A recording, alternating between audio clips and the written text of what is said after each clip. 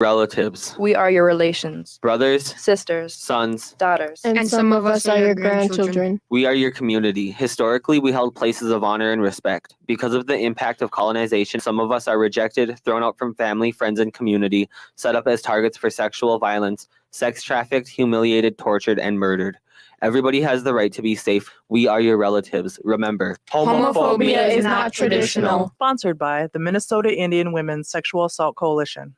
Hey, Ogimaa, I've been hearing a lot about this term, climate justice. What is that? Climate justice is recognizing that the negative impacts of climate change don't affect all people equally. It also means transitioning from a fossil fuel-based economy to a more sustainable future. MN350 is one of the groups that's pushing for this transition to protect our futures. You can even get involved too. That's great, especially since I'm concerned about pipeline projects like Line 3. How can I help MN350? Just find them on Facebook or visit mn350.org.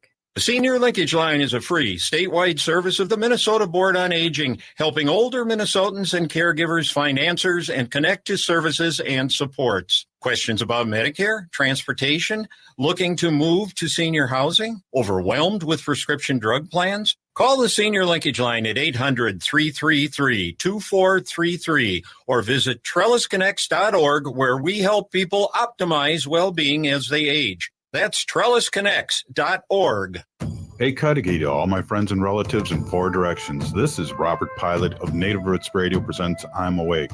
I'm here to ask you for your support. Finding honest Native-centered news is not easy. But with your support, we're able to provide accurate information about Standing Rock, Line 3, treaty violations, and COVID-19 in our Native communities. Please visit Native Roots Radio Network on Patreon and donate if you can. That's Native Roots Radio Network on Patreon. Pinigigi, and thank you for your support.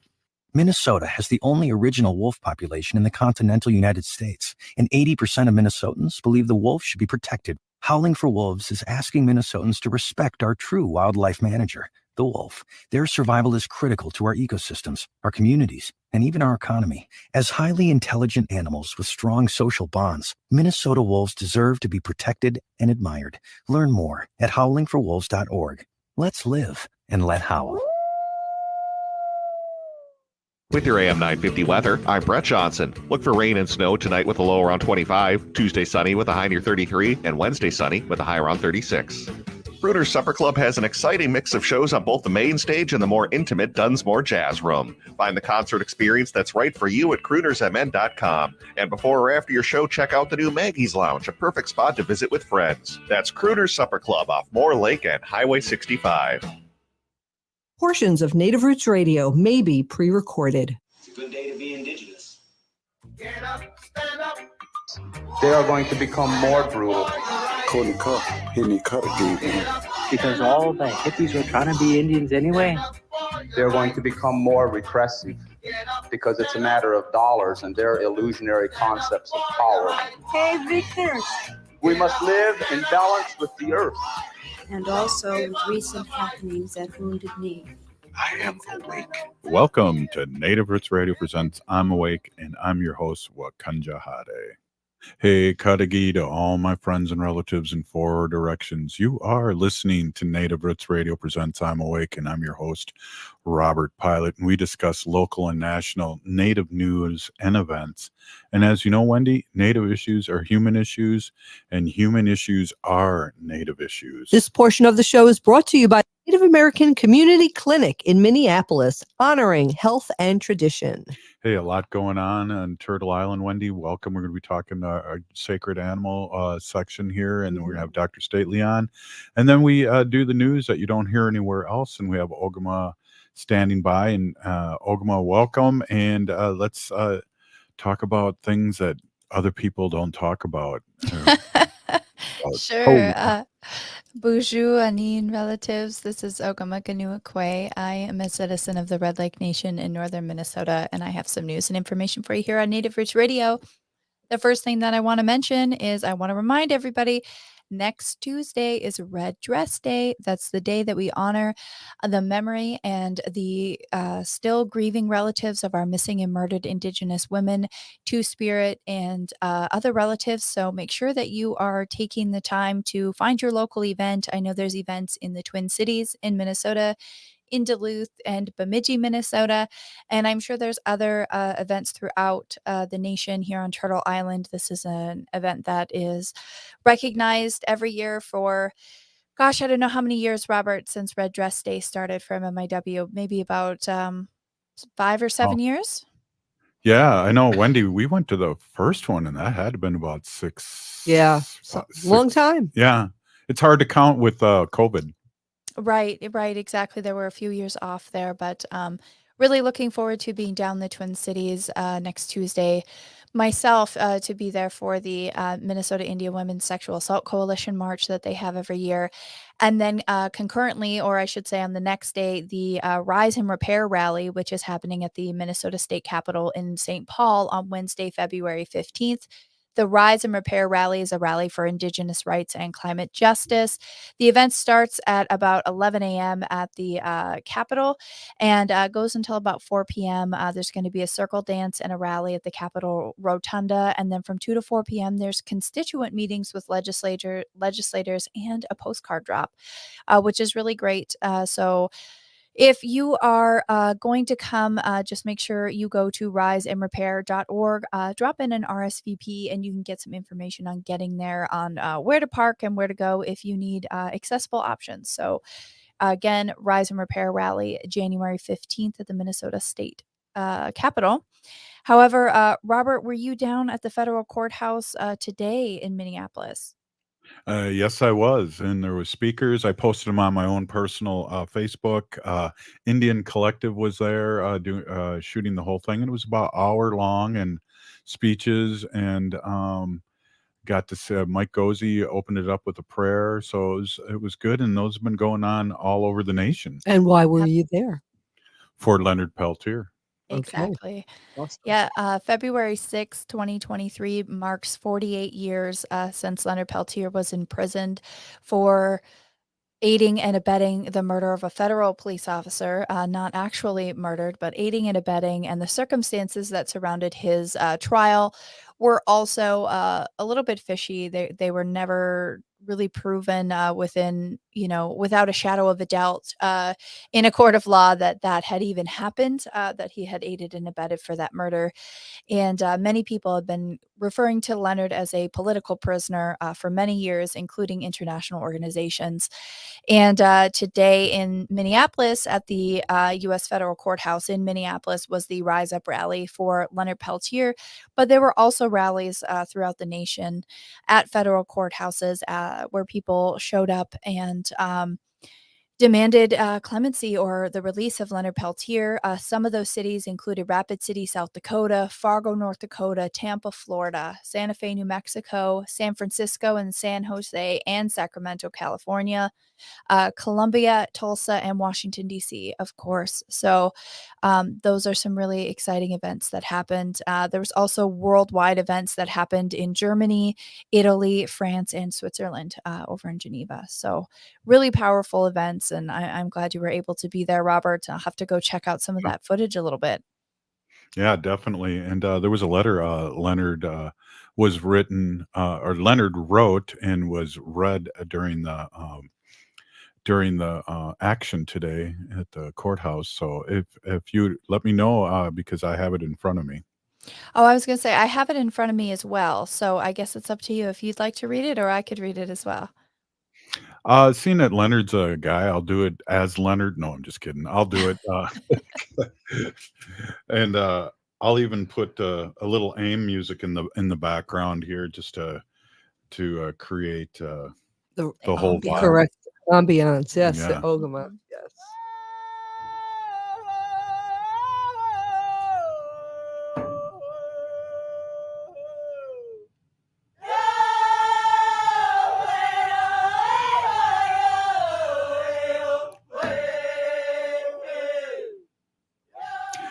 Greetings, my friends, supporters, loved ones. I know I've probably said this or things like this many times.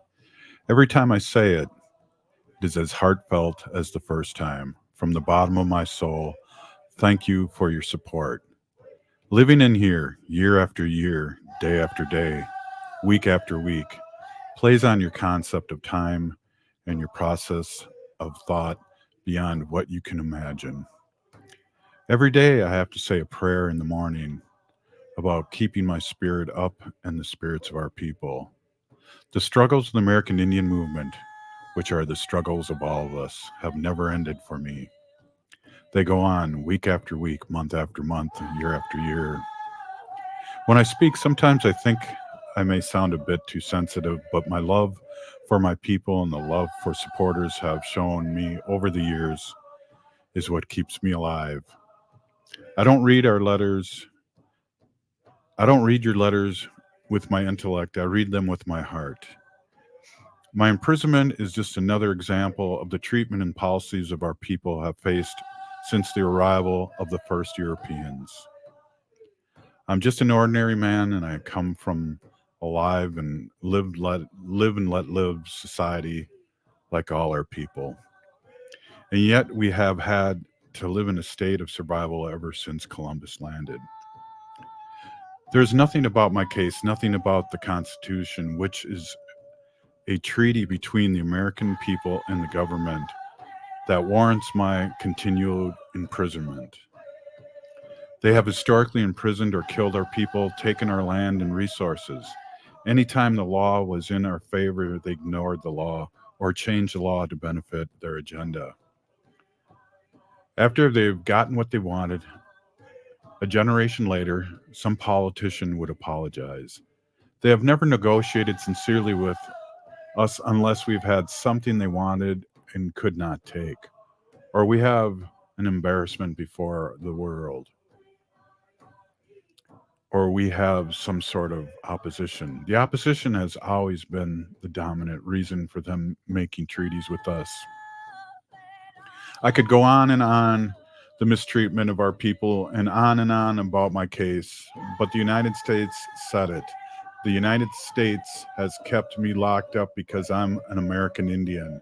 The only thing that really makes me different from other American Indians who have been mistreated, had land taken, or been in prison by our government is that it is all a matter or court record in my case.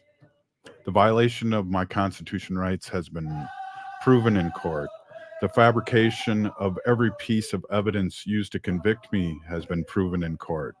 The United Nations itself, comprised of 193 nations, has called for my release. Noting that I am a political prisoner. In my case, as a political prisoner, there does not have to be a prisoner exchange. The exchange they need to make is from their policy of injustice to a policy of justice. It does not matter what your color and ethnicity are, black, red, white, yellow, brown. If they can do it to me, they can do it to you. The Constitution of the United States is hanging by a thread. Again, I want to say from the bottom of my heart, mostly sincere, do your best to educate your children. Teach them to defend themselves physically, mentally, and spiritually, and make them aware of our history. You know, I just have a little bit more to read, Wendy. This is kind of hard to read from a person that's been in prison for 48 years. Absolutely. And I could imagine. we're going to hit the break here, or we're a little behind on the break, but Do you want to finish it up when we come back? I just got a quick line here. It says, teach them to plant food forests or any plant that will provide them in the future. Again, my heart to yours. Plant a tree for me. In the spirit of Crazy Horse, Leonard Peltier. We'll be right back after this short break. Stay with us.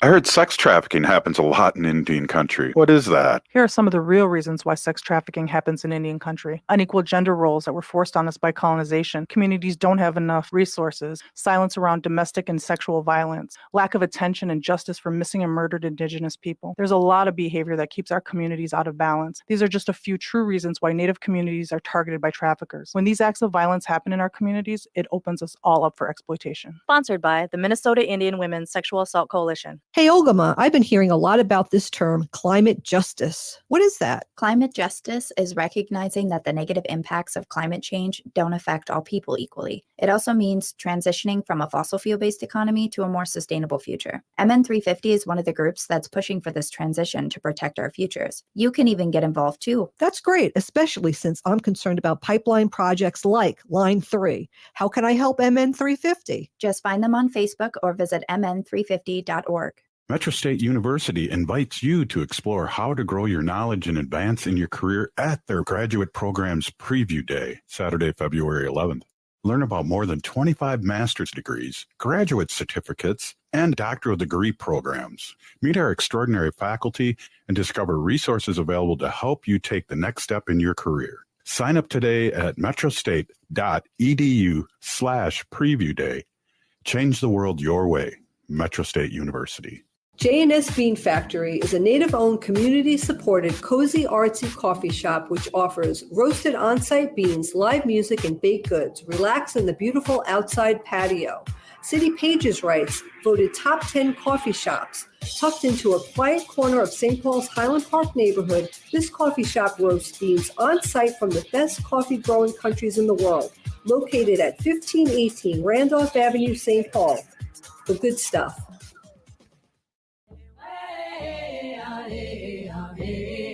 Hi, I'm Jane Fonda, and you're listening to Native Roots Radio. And we're back to Native Roots Radio presents I'm Awake, and this is Robert Pilot. This portion of the show is brought to you by Howling for Wolves, protecting wolves for future generations. Ho! Hey, we got Wendy on today, and we got some updates from Wendy in our sacred animal portion of the show. Wendy, you've been an animal advocate for many years, and you've also been a co-star of the show for over 6 years. So I just want to welcome you and let us have what you have. Yeah. Hoa. Hey, everybody. My name is Hanajihihani. That means cares for them. I was given that name by my Dega, Curtis. Curtis goes by Mashke Hanajinga, which means walks on white clouds.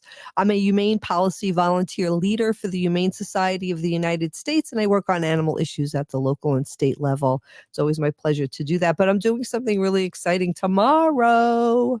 Robert, I will be at the Minnesota State Capitol for Wolf Day.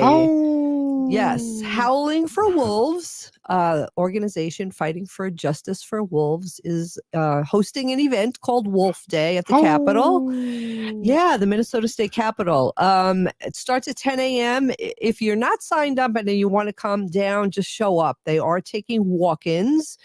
We will be in the middle of the state capitol at the rotunda, beneath the rotunda in the tunnel. I think it's room B15 at 10 a.m. You could show up. And what we're going to be doing there is asking our legislators to please make concessions for our Minnesota state wolves, because here's the thing, they're protected right now. So we don't have to worry about a lot of hunters going out there and killing them all. But if the wolves are taken off the Endangered Species Act, guess what? Minnesota is required, I'm going to say that word again, required to have a wolf hunt. Now, how crazy is that? Yes, to have a required wolf hunt. And let me tell you something, when they require it, a lot of hunters come out to take advantage of that and blow the wolves to smithereens. Ask our Wisconsin relatives. Yes. That's exactly what happened. So what we're going to do is we're going to go down to the Minnesota State Capitol, and I have an appointment with my Senator Erin Murphy, and I have an appointment with my House representative, who is Dave Pinto, and I'm going to talk to them about why it's important to save wolves in Minnesota. And I have a sheet here, and it has facts and myths. And you'd be really surprised about some of these facts and myths. So, well, let's just talk about this fact. Unlike deer and other species hunted in Minnesota, wolves live in social packs and depend on each other for survival. The social structure of the pack determines their reproduction. All members of the pack are essential to raise the 1 litter per year, the average pack size in Minnesota of 3.6 wolves. So only the alpha male and the alpha female in a wolf pack can mate and have puppies, or they called kits, once per year. But if one of those animals, the male or the female, the alphas, are killed, then the other I was going to say people, the other wolves in the pack will be able to reproduce, hence causing more wolves to be born. Yeah. So killing a wolf endangers other wolves by disrupting their pack. So we have to keep that in mind. And the average pack size in Minnesota is 3.6 wolves. So it's usually the mother, father, and their children who make up a wolf pack. So a lot of hunters really are up in arms about this because they're like, if you kill the wolves, then we don't have moose and deer to kill. Right. Okay. So wolves are myth. Here's a myth. Yes. Wolves are responsible for the decline in the moose and deer populations. And here's the fact. Wolves and moose have coexisted for thousands of years. Moose are in decline in places where there are no wolves, New Hampshire. Moose are on the rise where there are wolves, Isle Royale. Studies and experts point to the climate change, parasites, and disease as causes for the decline in moose. Deer numbers were at the highest when wolves were at their highest numbers in the early 2000s. As a predator, the wolf kills the weakest, unhealthiest member of the deer population. Preliminary studies show that wolves disperse deer that spread brain worm to moose. Thus, when wolves are in the landscape, they help slow the spread of brain worm to moose by moving deer away from the moose. So there are a lot of good things that our Minnesota wolves do. And the Star Tribune had a article in it. It was actually like a big article. It was dated January 19th, 2023 in the Star Tribune, and it was by Greg Stanley. And the title of it is "When Humans Kill a Single Wolf, it can decimate an entire wolf pack."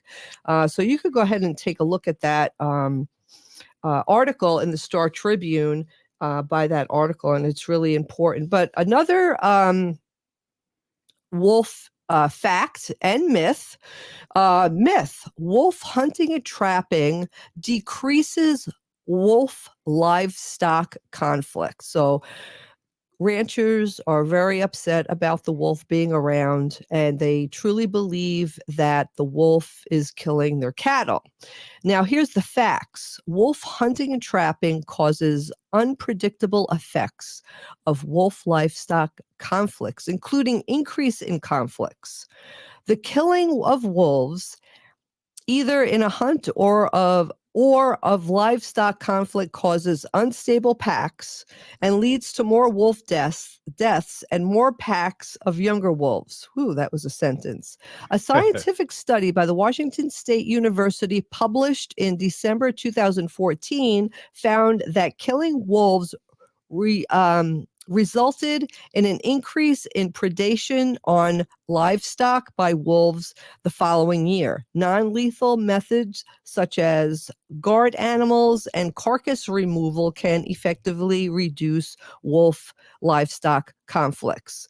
Yes, so if the calf dies, the farmer should take the animal's body out of there so it doesn't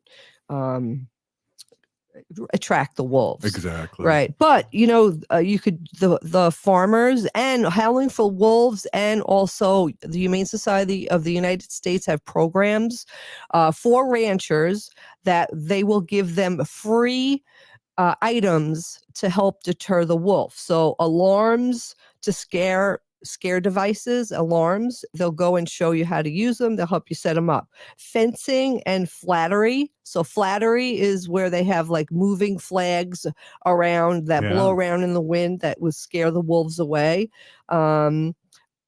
And we need human presence, right? Also the guard dogs that we talked about. So we really want to have non-lethal methods to prevent conflicts between livestock and wolves. But this is really another thing where the ranchers really have big lobbying power in Washington, D.C. And in Minnesota and other places where cattle were range on the roaming range. So we really, and they put all these false, facts out there, right? When they're really myths. So we're really around, and Howling for Wolves is there to educate people and to really, get away from those myths and really talk about the facts to save our Minnesota state wolves. So I hope that I talk clearer and better when I go see my senator and House representative tomorrow at the state capitol, and I'm excited to be there. So if you want to come down, just show up at the state capitol tomorrow, Minnesota State Capitol, at the basement of the rotunda, B15. Hey, is there any, Jason asks, is there any number to call or email or website? Or is that you could go on Howling for Wolves, their event page, and you could find out more information there. Right on. Hey, Pinagigi Wendy, you haven't lost it at all. Great job. Up next, Dr. Stately. You're listening to Native Roots Radio presents I'm Awake. Stay with us.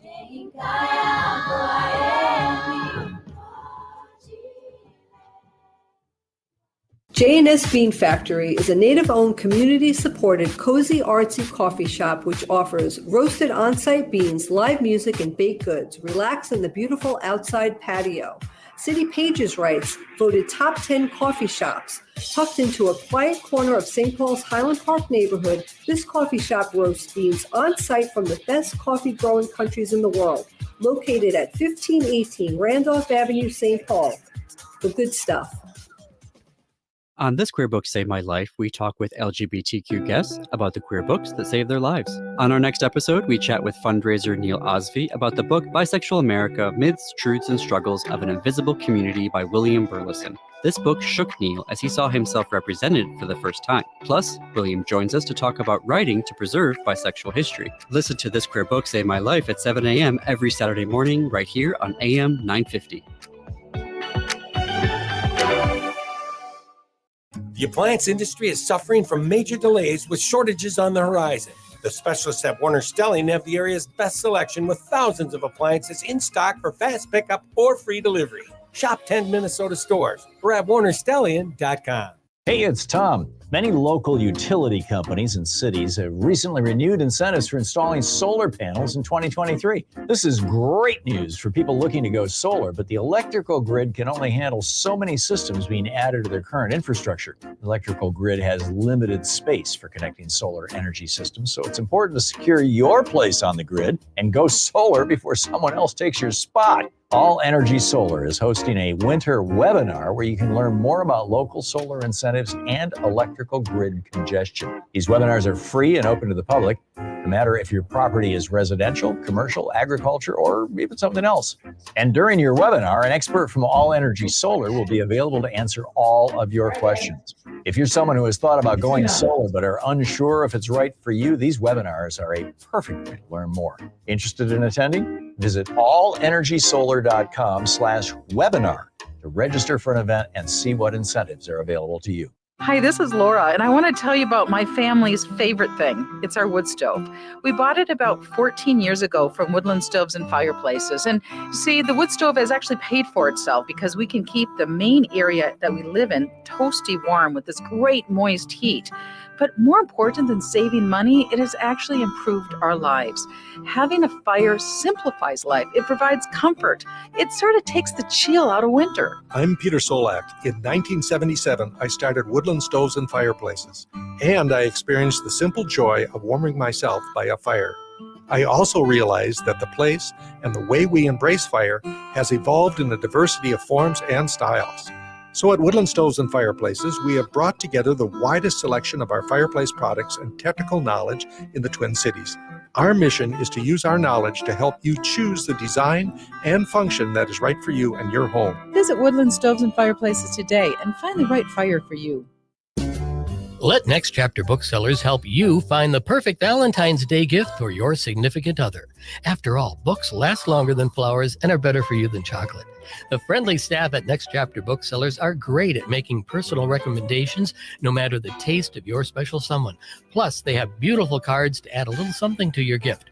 So sweeten this year's Valentine's Day with something thoughtful from Next Chapter Booksellers off Snelling and Grand in St. Paul. More at nextchapterbooksellers.com. With your AM 950 weather, I'm Brett Johnson. Look for rain and snow tonight with a low around 25, Tuesday sunny with a high near 33, and Wednesday sunny with a high around 36.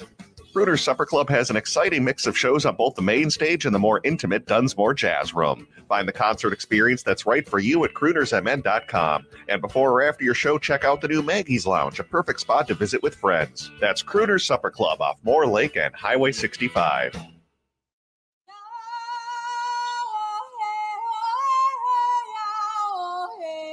This is Leonard Peltier. I am in Coleman 1, U.S. Penitentiary, and I'm listening to Native Roots Radio. And we're back to Native Roots Radio presents I'm Awake, and this is Robert Pilot. This portion of the show is brought to you by MN350, a grassroots organization fighting for climate justice. And I want to correct myself, Robert. No. Yes, I was wrong. So What?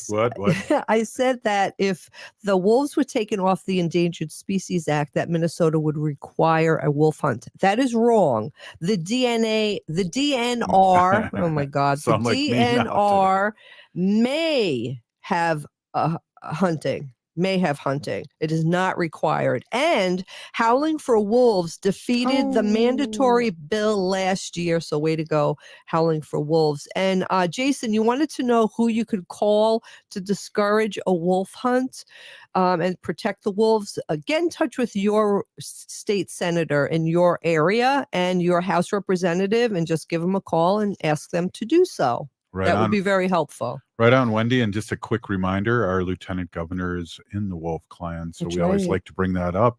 And we have Dr. Stately here. It seems like months since we've seen him, huh, Wendy? It's been months since I've seen him because I haven't been on the show on Monday and I haven't been on the show for a while. So, as you know, as you could say, I'm very rusty.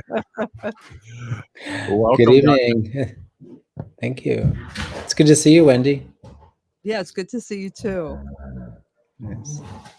Good to hear Killer down there at your feet. He's growling on. He's actually growling over there at my son, rather, his brother. Stop with the dog. Thank you. We haven't even howled yet. He's getting ahead of us. I know. Watch out. Like if we howl, he'll walk right over here. Yeah. I'll wait until the last segment to do that. Dr. Stately, how's it going? Geez, Wendy and I have relatives, and I'm looking on Facebook that COVID is still a thing, boy. Mm-hmm. Yeah, it sure is. Sure is. Well, it's interesting. I was listening to that radio station that we don't ever talk about, and they were talking about how they're going to end the a lot of the programming that helps to they closed down some of their testing sites. They closed down. Right. That'll happen this. It'll happen this month because essentially the emergency declaration is coming to an end. Right. and a lot of thought process there. I know there's quite a few people, especially I would think that people kind of further out outstate, they might like not have the resources necessarily to test or to get their tests. Like they live far from some local hospitals or pharmacies or those kinds of things. Like that can be challenging. The emergency declaration also paid for, you to get those free COVID tests mailed to your house that either came from the state or either from the feds. And the winding down of that period is going to mean that people will test less, right? Test less frequently. And I know that there's a whole group of people who weren't testing anyway. They would make the assumption that if they were sick, they, I don't know how they made the decision if they had COVID or not. If they weren't testing, they might have, did that, like that, lick their finger and test the air. Yeah, exactly. Like, oh, it's just allergies, I think, today. So, but that's one of the challenges I think that we're going to be seeing over the next several weeks, if not months, is that just less testing. We won't have a lot of a line of sight into how many people are actually getting sick and how many cases there are. It'll just significantly dwindle, which is a concern, I suppose. So, what does a tribe do? And I know we're a sovereign nation, for instance, and do they follow the federal government? Do they make their own decisions? Is the funding going away for our tribes? I think that's a question for me as I'm a legislator for our nation, and this is coming up. Yeah. Well, I think that the funding mechanism that paid for a lot of the emergency, that when the president declared a national emergency, it opens up a lot of resources nationally at the federal level to sort of leverage and to sort of kind of get resources to like cities and counties and tribes and such and states that with the winding down of that mechanism as well, those resources will be drying up, right, to states and to tribes.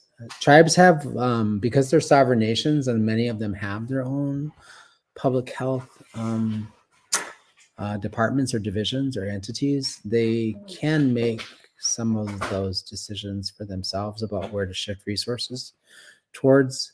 But I think that, by and large, across the United States, tribes are one of those communities or groups of people that are, historically disinvested in across the United States.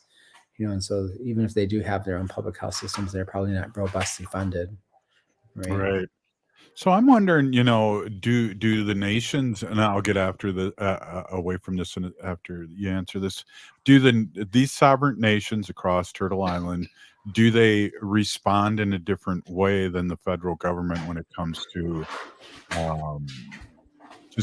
I guess, I'd hate to say, okay, it's over, and then some of my tribal members die of COVID. You know what I mean? I want that hanging over my head in a sense of making some kind of law along with the federal government if it's too soon. Well, unless Congress were to enact something that extended that declaration, or unless Biden declared it, President Biden declared it, there would be limited resources to sort of like, all that money comes from a specific fund within the federal government that is designed specifically for federal emergencies and disasters, right? So he has limited ability to sort of like to do those things as an executive. And lots of discussion at the federal level and also ironically at the state level as well about executive overreach in the legislature when executives in office who are elected officials make executive decisions of this nature. So those things change. But tribes Tribes have probably other resources as well. They could probably get some funding from like direct funding from entities, federal entities like FEMA, CDC, HRSA, those kinds of places. But those are usually block grants and those kinds of things as well. And I think one of the things I would say is like, that's the nature of sovereignty, is that you do get to sort of like develop your own plan for like how you're going to address a public health crisis within your, hey, Cash, Mr. Colin Cash, shout out to you too. That tribes have that authority under their jurisdiction as sovereign nations to sort of develop their own strategies and their own plans for like how they're going to address public health emergencies within their boundaries of their nation. And so they don't lose that sovereignty, whether they have resources to do it or not. They still get to develop the plan. Yeah. Wendy, Well, I was just saying, Robert, what have I been doing every day since I got back from New York? And while I was in New York before I left, I tested for COVID. Robert thinks I'm crazy, but I test myself like every day only because I was with two people for a lot of time, and one of them ended up having COVID. And I've had a cold, a little bit of a sore throat. So I've been testing every day. I come up negative, but I'm paranoid about it. And I know those tests are very expensive. If I had to go and pay them, if I didn't have insurance, I would probably test, and I'd be walking around with possible COVID, spreading it to other people. Yep. That is the danger we're in. So I think some of the challenges as well, as I heard somewhere on the radio, I forget where, not on NPR, but other news stories talking about that the vaccine manufacturers and also the testing manufacturers are going to increase the price of the tests, the cost of the tests. Part of that is probably related to the healthcare by and large, really, it's just like, it is a challenge. Like the insurance companies, especially the really big ones, do control a lot of like what's covered and what's not covered.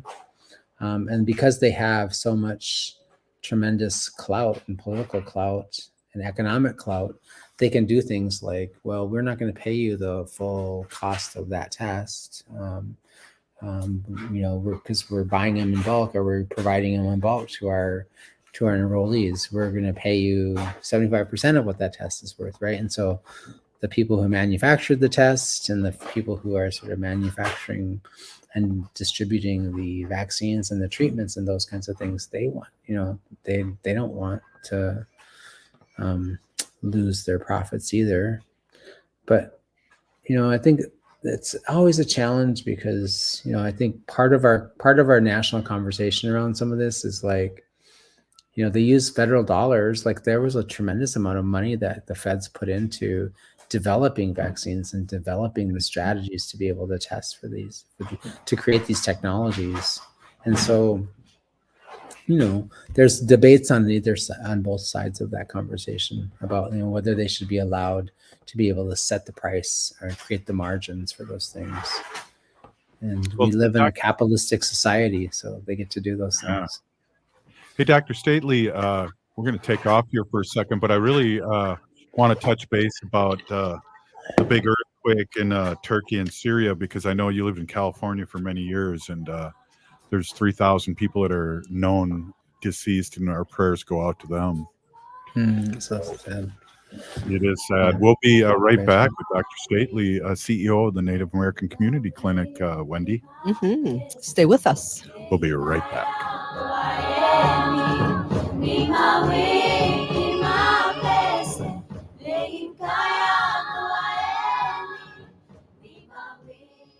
Minnesota has the only original wolf population in the continental United States, and 80% of Minnesotans believe the wolf should be protected. Howling for Wolves is asking Minnesotans to respect our true wildlife manager, the wolf. Their survival is critical to our ecosystems, our communities, and even our economy. As highly intelligent animals with strong social bonds, Minnesota wolves deserve to be protected and admired.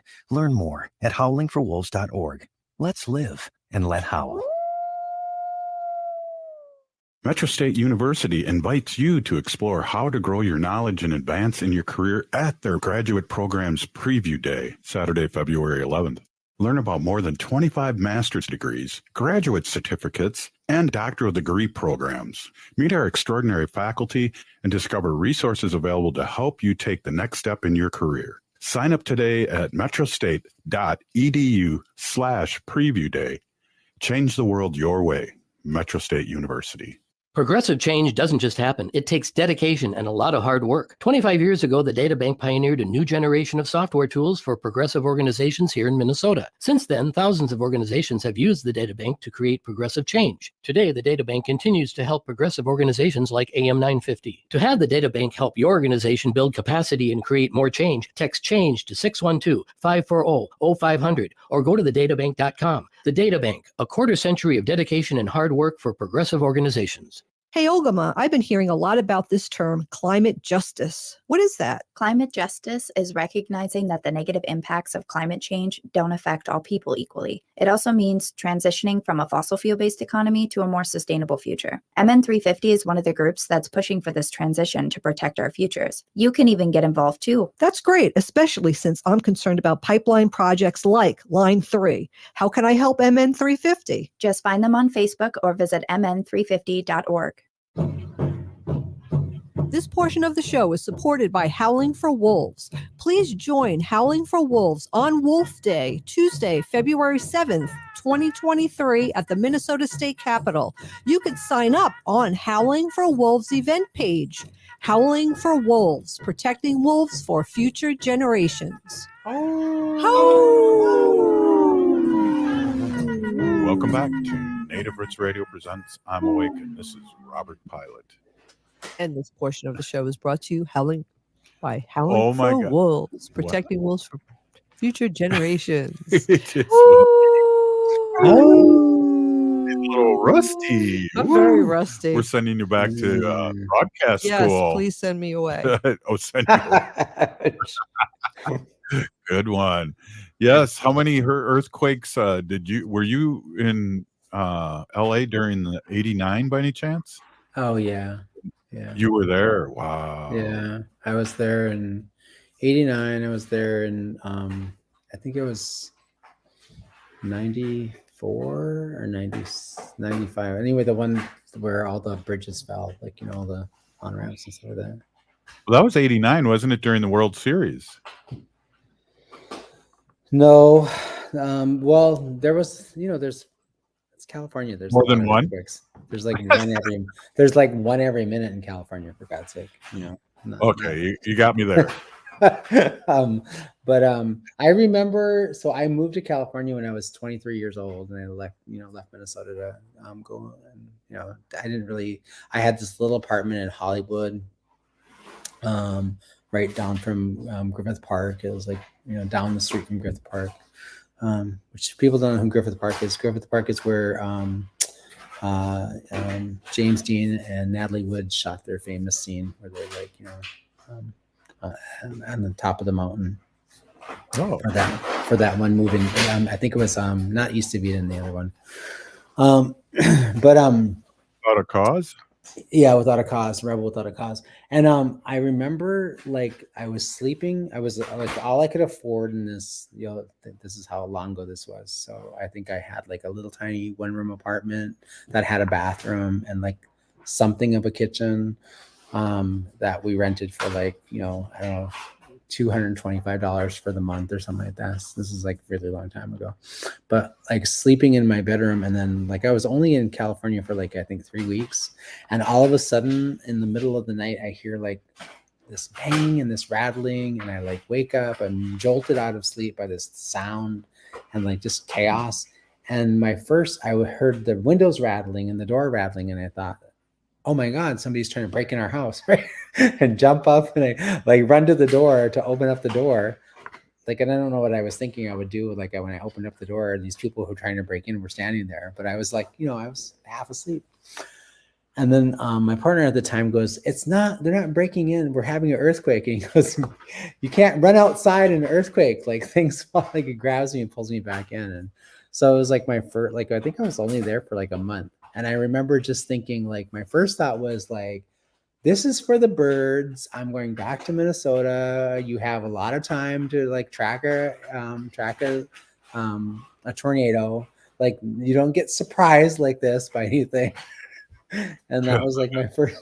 So, but I stayed for 20 years, and I lived through a lot of earthquakes, and a lot of them were really like terrifying. The last big one I was in was that big, huge one that like centered right outside of Northridge, and it like, you know, bridges. I lived really like literally minutes from the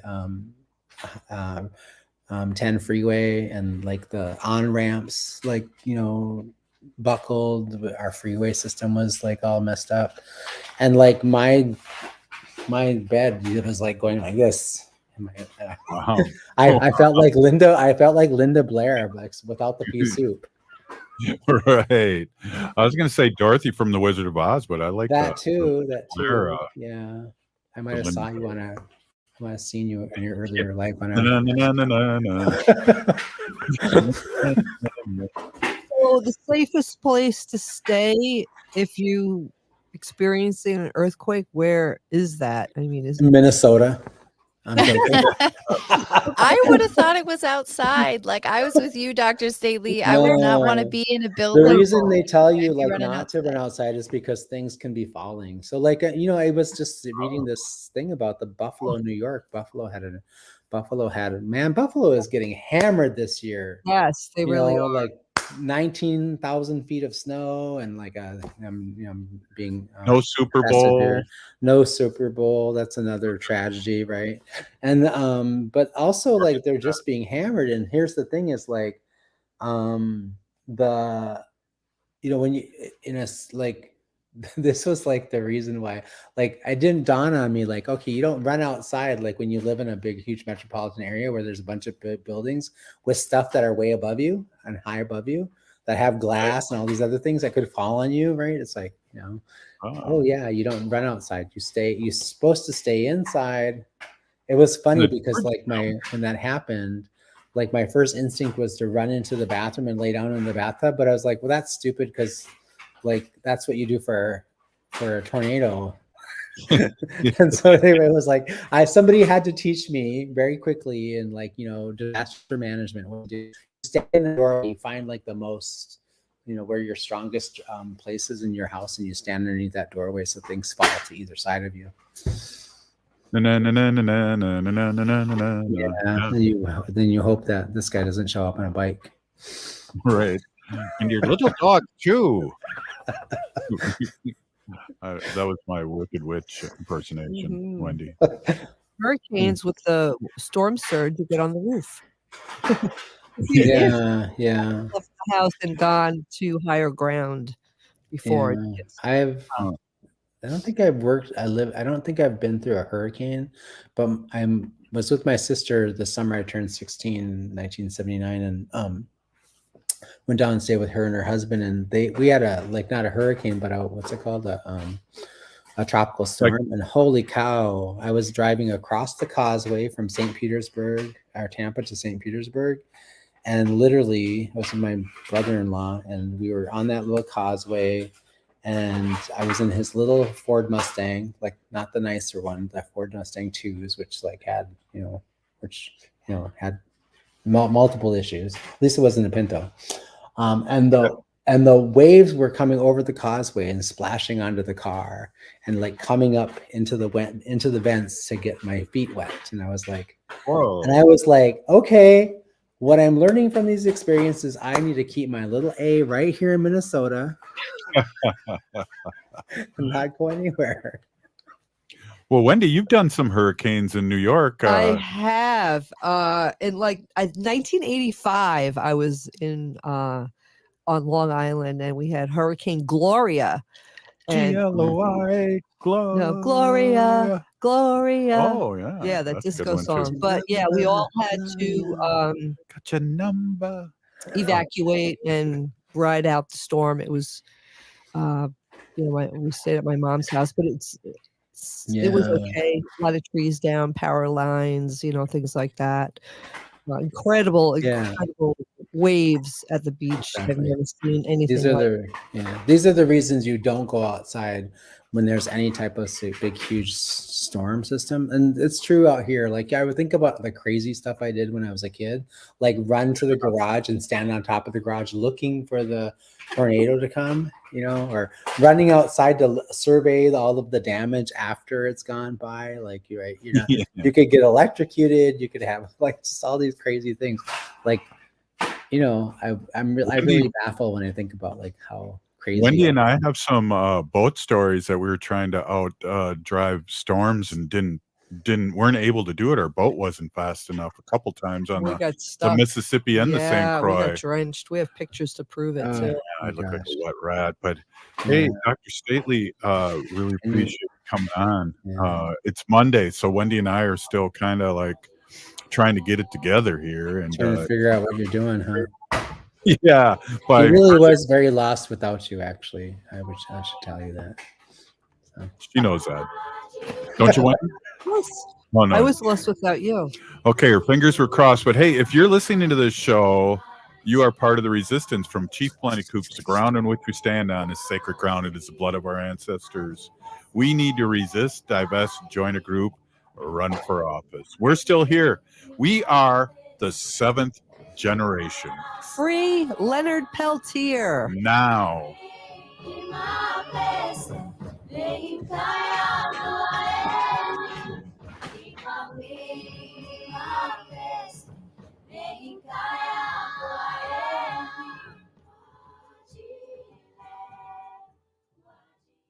Do you or someone